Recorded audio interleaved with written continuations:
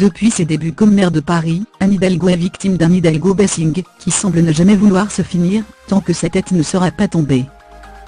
D'ailleurs, La République En Marche comme les Républicains, ou la France Insoumise espère bien remporter la capitale aux prochaines élections. Longuement interrogée par Marie-Claire, l'élu répond aux critiques et évoque les sales coups qu'elle a dû affronter.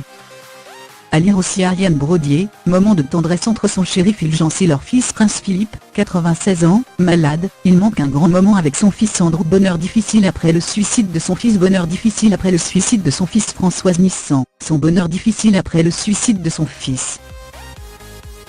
Après avoir remporté la mise aux élections, Anne Hidalgo a accumulé les ennemis au fil du temps. Marcel Campion, le roi des forains, en tête avec sa grande roue et son marché de Noël, et les attaques. On lui reproche par exemple, son engagement écologique trop prononcé, qui passe notamment par la réduction de la place de la voiture dans Paris, la gestion de la propreté des rues de la capitale, ou encore le remplacement chaotique des Vélib'. À chaque décision, chaque action, tout le monde lui tombe dessus à tort ou à raison.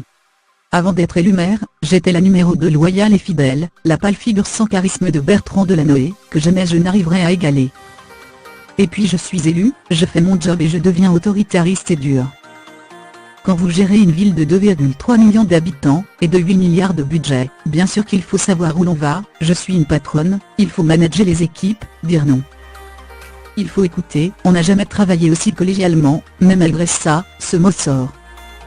Cela signifie toujours, selon moi, l'illégitimité des femmes à exercer l'autorité, clame-t-elle.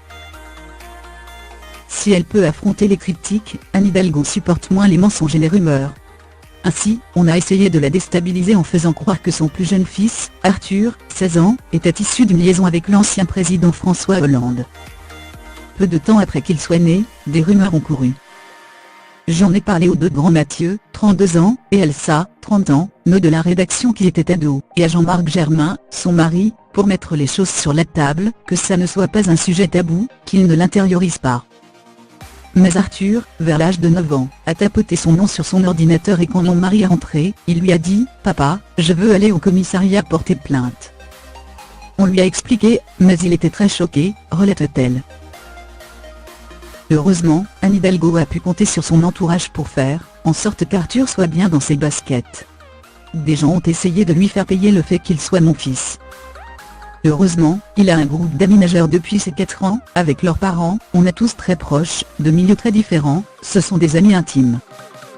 Et puis, avec mon mari, nous avons toujours fait attention, non pas de protéger Arthur dans un cocon, il ne l'accepterait pas, mais d'être très à l'écoute, quand on sentait que quelque chose se passait à l'école. Aujourd'hui Arthur a 16 ans, il a passé un peu le cap, a-t-elle ajouté.